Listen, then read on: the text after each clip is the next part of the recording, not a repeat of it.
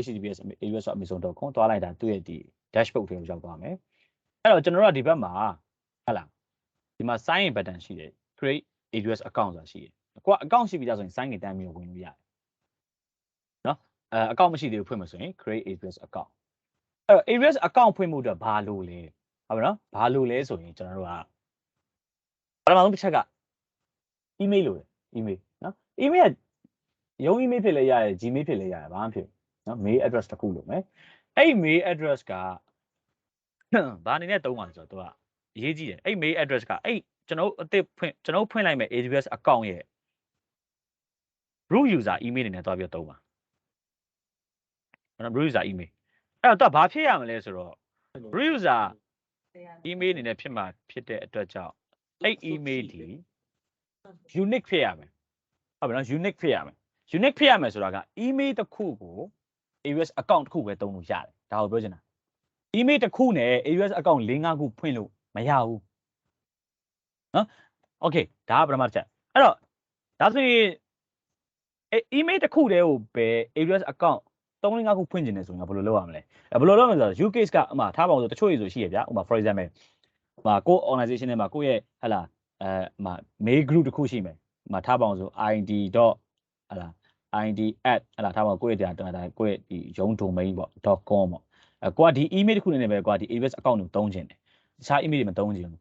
ဝန်ထမ်းရုံး email ဝန်ထမ်း email ဘာညာသုံးဆိုအဲ့ဝန်ထမ်းအလုပ်ထွက်သွားရင်ဘာညာတိုင်ပတ်တယ်သိရမလားအဲ့တော့ဥမာတကယ်ဒီ group mail တစ်ခုသုံးမယ်ဒါမှမဟုတ်လေဒီ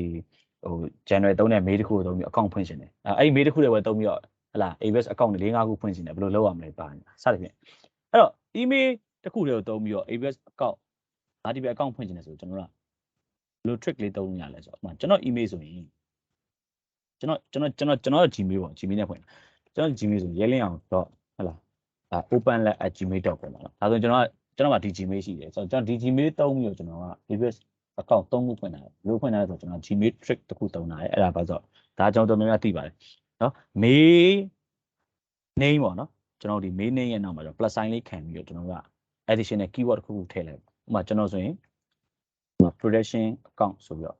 pro account ထည့်ထားတယ်နောက်ကျွန်တော်ဆိုရင်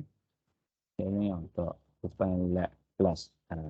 land AWS account ဆိုပြီးတော့ထည့်တာ land AWS အဲ့ account ကိုကျွန်တော်စာလုပ်တဲ့ခါမှာသုံးစာလုပ်ဖို့စာဆန်းတဲ့ခါမှာသုံးတာနောက်ကျွန်တော်နောက်တစ်ကောင်ကကျွန်တော်ဗာနဲ့ဖွင့်တယ်ရဲလင်းအောင် OpenLab plus page@gmail.com ဆိုပြီးထည့်တာဒါကြောင့်ကျွန်တော်စာတင်တဲ့ခါမှာဒီ module တွေပြလို့ရအောင်သုံးတာပေါ့နော်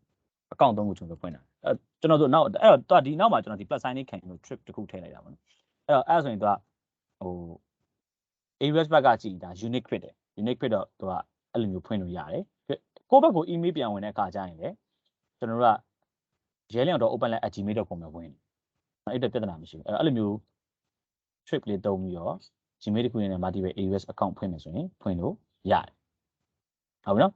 ဒါက email ကိစ္စကိုပြောတာနောက်တစ်ခုကျတော့ credit card လို့တခုသိထားမှာက AWS account ဖွင့်ရင် credit card ရှိမှရမှာဘလောက်ပဲကြီးတဲ့ customer ဖြစ် credit card မရှိဘဲနဲ့ account ဖွင့်လို့မရဘူးတခြားမှာဘာလို့လဲဆိုတော့ကျွန်တော်ကြုံမှုလို့ဆိုတော့အဲ့လိုမျိုးပေါ့နော်တချို့ customer ဆိုမေးတယ်ရစ်တယ်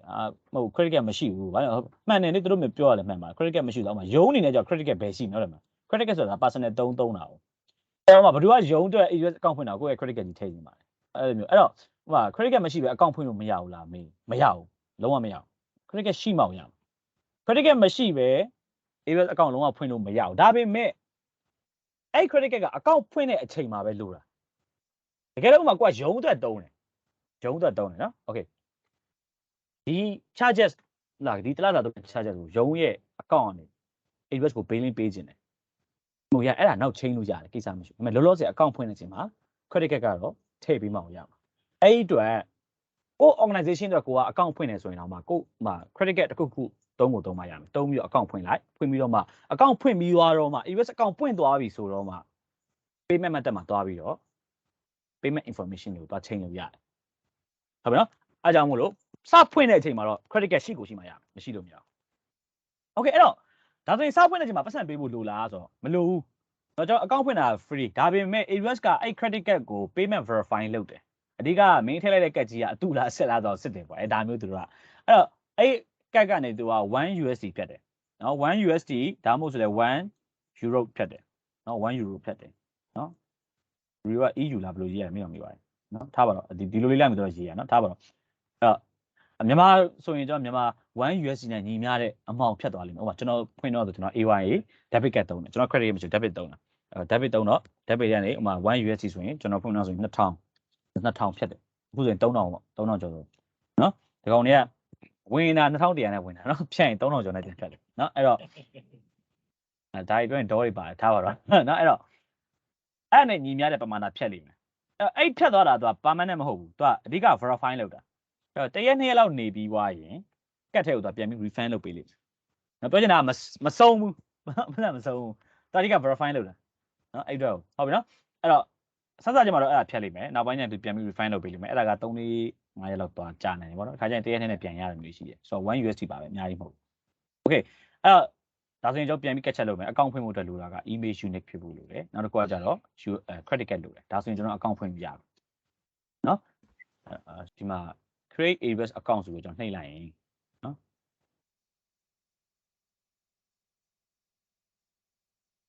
်ဒီမှာကျွန်တော် root user email ဆိုတာအဲ့ဒါကိုပြောတာနော်root user email ဆိုခုနကကျွန်တော်တို့ဒီ email ပေါ့ဒီ email လို့အဲ့ email ကတော့ unique ဖြစ်ရမှာနော်3 meter email ထည့်လို့မရအောင်3 meter email ထည့်ဆို error ပြတယ်အဲ့ဒီမှာ email ပါဒီမှာဆိုရင်ကျွန်တော်ဆိုရင်ဒီမှာအများကြီးပဲနော်ထားပါတော့ဒီမှာရဲလင်းအောင် /openlab plus ထားပါအောင်ဘာနာမည်ပေးရမလဲ sandbox လို့ပေးလိုက်မယ် sandbox ပေါ့နော် sorry sandbox gmail.com ပေါ့တော့အကောင့်ဖွင့်ဝင်ခြင်းမှာဘာရမလဲဆိုရင်ကျွန်တော် free tier ရတယ်နော် free tier ရတယ် free tier ကဒီ AWS က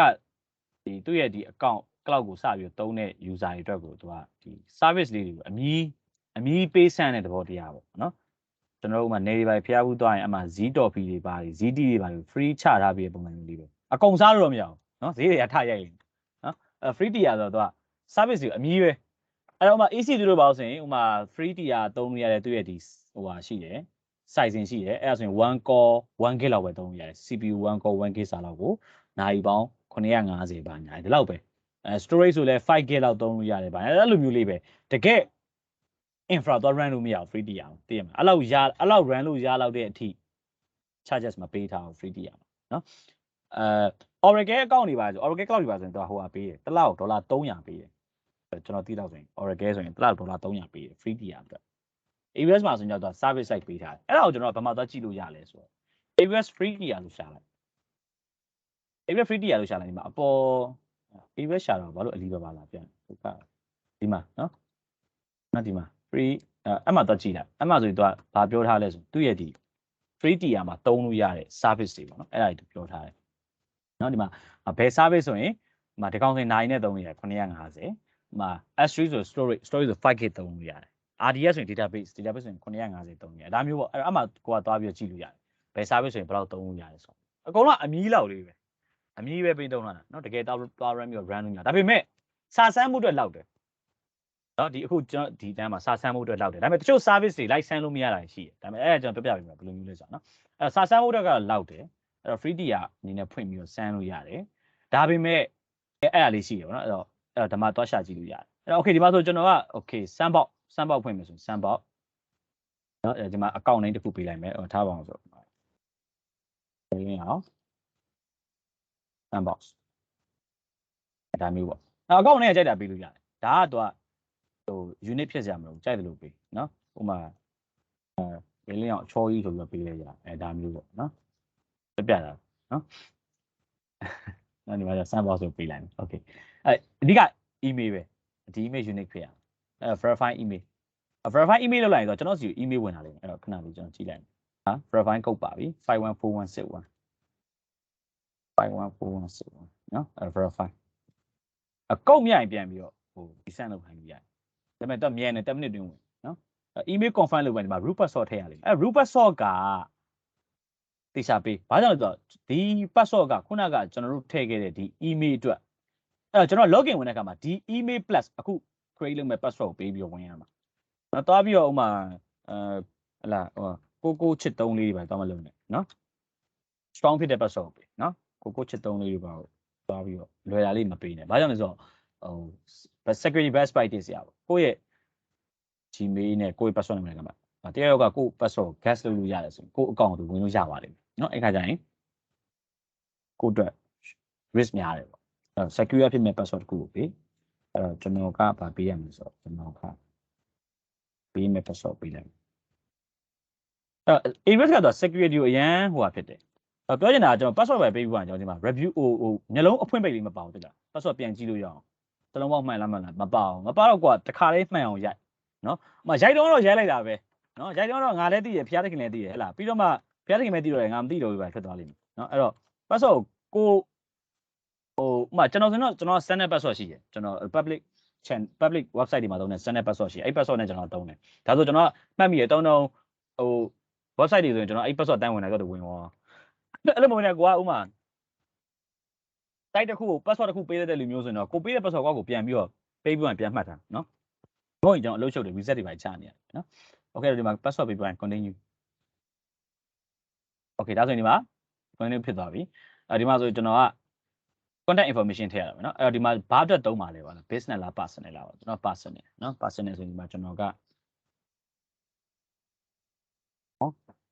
ဖုန်းနံပါတ်ကဒီမှာဟိုနေဘယ်တော့မှဟာထည့်ထားတယ်မသိဘူးဒီမှာအလန်ကြီးကအရင်ကလည်းတော်လေးရှိတယ် country ကဘာနိုင်ငံလဲမြန်မာ sorry ဘာနိုင်ငံကိုမေးaddress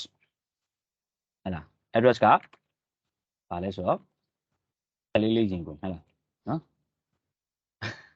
ရှောက်မထဲနဲ့လို့အဲ့လိုမျိုးတွေနော်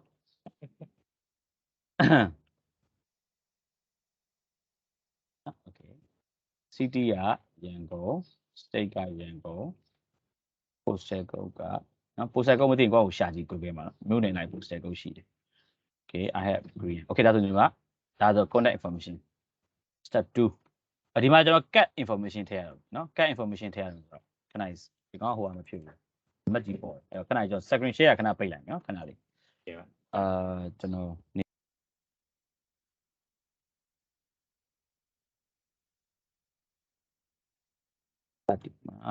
ဖုန်းနံပါတ်ထည့်ပေးရ sorry identify နော် security check ကအများနဲ့တွေ့ရနေပြီ AWS မှာတော့အများနဲ့ security check လုပ်တယ်အဲ့ဒါလေးကမှန်အောင်အများနဲ့ထည့်ရတယ်မထည့်ရင်သူကရှစ်ကိုဒါကျွန်တော်စီကုတ်ပို့ကုတ်ကဘယ်လိုပို့မလဲဖုန်းထဲကိုပို့နော်အဲ့တော့ဖုန်းထဲမှာကျွန်တော်ကုတ်ရောက်လာပြီ4894နော်4894 okay ခွေးသားဆိုဒီမှာ support plan ရွေးရတော့နော်ခဏနေ image ဆက်လိုက် okay အဲ့တော့ဒါက sign up ကကြတော့ support plan AWS မှာ support plan တွေအများကြီးရှိတယ်အဲ့ဒါကကျွန်တော် support plan billing ဆိုတဲ့အခန်းကြီးပြပြပေးမယ်အဲ့ကောင်ကကျွန်တော်ဟိုနောက်ဆုံးနှီးပါးလောက်မှာပါတယ်နော်ဘာလို့ကျွန်တော်အရှိဆုံးကမသိနေဆိုရောရမှာဆိုလို့နော် support plan billing ဆိုတာကျွန်တော်ပြပြပေးမယ်အသေးစိတ်ပါတယ်ဒီမှာကျွန်တော်တို့ကရွေးလို့ရတယ်ကျန်တဲ့ဟာနှစ်ခုလုံးပတ်စံပေးရလိမ့်မယ်နော်ပြီးတော့ဒါရက်မသုံးနဲ့ဘာလို့ဒါကကျွန်တော်တို့တကယ် workload တွေ run တဲ့အခါကျမှသုံးရမယ် plan လက်ရှိကျွန်တော်တို့စာဆန်းရုံအတွက်ပဲဟဲ့လား AWS ကိုစပြီးတော့ catch up လုပ်ဖို့အတွက်ပဲဆိုတော့ကျွန်တော် personal sorry basic support ပဲသုံး free ရတယ်နော် okay complete sign up okay ပြီးသွားပြီနောက်တစ်ခါကျကျွန်တော်က account တစ်ခုဖွင့်လိုက်ပြီနော်အဲ့တော့ဘာလို့management console ကိုသွားလိုက်မှာအဲ့တော့ဒီမှာ login ဝင်ရမယ်ခုန login ဝင်ခုန account ဖွင့်ခဲ့တယ်ဗာလဲ email သုံးခဲ့တယ် password ထည့်ခဲ့တယ်ဒီမှာကျွန်တော်က login ဝင်တဲ့အခါမှာ AWS မှာ login ဝင်နည်းကဒီ UI ကနေနော် UI dashboard ကိုပြောတာ login ဝင်နည်းနှစ်မျိုးရှိတယ်နောက်တစ်ခါကြည့်မယ် root user ရှိတယ် IAM user ရှိတယ် root user ဆိုတာကခုနကကျွန်တော်တို့ account ဖွင့်ခဲ့တော့ကျွန်တော်တို့သုံးခဲ့တဲ့ email နော် Ye Lin Aung -OpenLab plus sandbox@gmail.com ဒီ email နဲ့ password နဲ့ဝင်တာဒါကြောင့်တော့ root အနေနဲ့ဝင်တာဖြစ်တဲ့ကြောင့်ဒီ AWS account တစ်ခုလုံးကြီးရဲ့ ownership ဖြစ်တယ်ကျွန်တော်ကဒီ AWS account တစ်ခုလုံးမှာကျွန်တော်ကြိုက်တာလုပ်လို့ရတယ်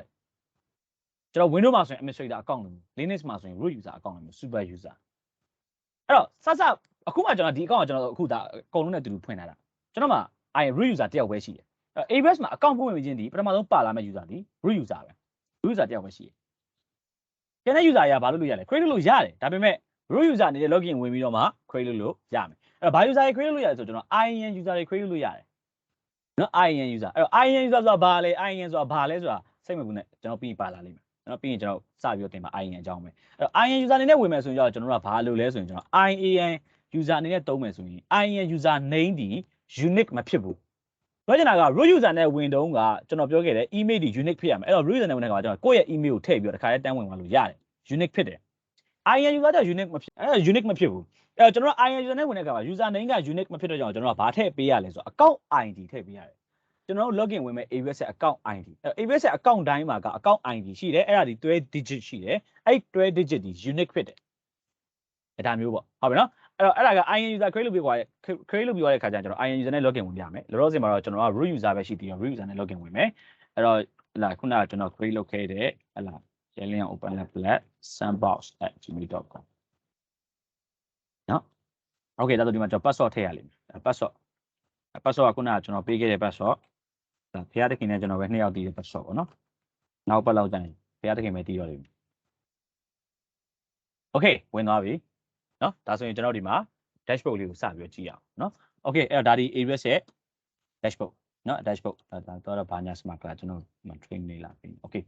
dashboard မှာ run through လေးတစ်ချက်ကြည့်အောင်နော် dashboard မှာဒီဘက် down ဆုံးကဒါ AWS logo ဒါကြောင့်ကျွန်တော်ထုံးစံတိုင်းပေါ် website တွေတုံးတဲ့ခါမှာကျွန်တော်တို့ဟို main dashboard ကိုပြန်ထွက်ခြင်းဒီ logo လေးကိုတန်းပြီးတော့နှိပ်လိုက်ရင် console home ကိုတန်းပြီးတော့ကြောက်သွားလိမ့်မယ်နောက်ဒီမှာကျွန်တော် services ဆိုတဲ့ box လေးရှိတယ်ဒီ services box ကိုနှိပ်လိုက်ရင်ကျွန်တော်ဒီ AWS မှာရတယ်တုံးလို့ရတဲ့ service တွေအကုန်လုံးကိုဒီမှာသွားပြီးတော့ကျွန်တော်တို့ရကြည့်လို့ရတယ်သူ list down လုပ်ထားပြီးတယ်အဲ့တော့ကျွန်တော်တို့ကတော့တုံတော့ဒီ list down တွေကသွားပြီးတော့မရှာဘူးဘာလို့ဆိုတော့ရှုပ်လို့ပေါ့နော်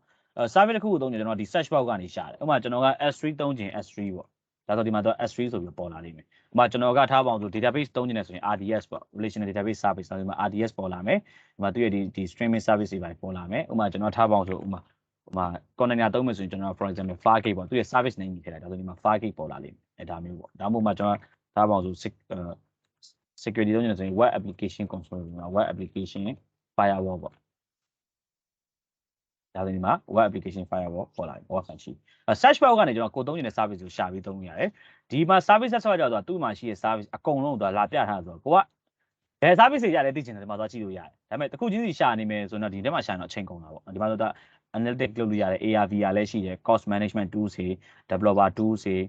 နော် media service တွေရှိတယ် migration and transfer service တွေရှိတယ်အများကြီးပဲနော်ဥပမာကျွန်တော် compute မှာဆိုကြည့်လိုက်မယ်ဆိုရင်ဒီမှာ compute မှာဆိုရင်ကျွန်တော်ဒီမှာတက်လာ app browser ရှိတယ် batch ရှိတယ် EC2 တစ်ခုလည်းမဟုတ်နော် AWS မှာ compute အများကြီးပဲဟဲ့လားနော်ကျွန်တော်တို့ EC2 image beta ရှိတယ် elastic beanstalk lambda license အများကြီးပဲနော်အဲ့ဒီသွားယူသုံးလို့ရတယ်ပြီးရင်ဒီဘက်မှာဒါကကျွန်တော်ကဟို share access နော် share access ယူလား share access ဆိုတာကကျွန်တော်ကဒီ AWS ကိုဟဲ့လားဟို command line interface အနေနဲ့သွားပြီးတော့ access လုပ်ချင်တဲ့အခါမှာလုပ်တာဟုတ်ပြီနော် complete registration မဖြစ်သေးဘူးလေပြီးမှဆက်တော့နော်ဒါကဒီမှာကျွန်တော် notification တွေပါကြည့်လို့ရတယ်ဒါကကျွန်တော် support ပေါ့နော်ဥပမာ support center သွားကျင်တာလို့ documentation သွားကြည့်ချင်တာလို့ဒီမှာသွားကြည့်လို့ရတယ်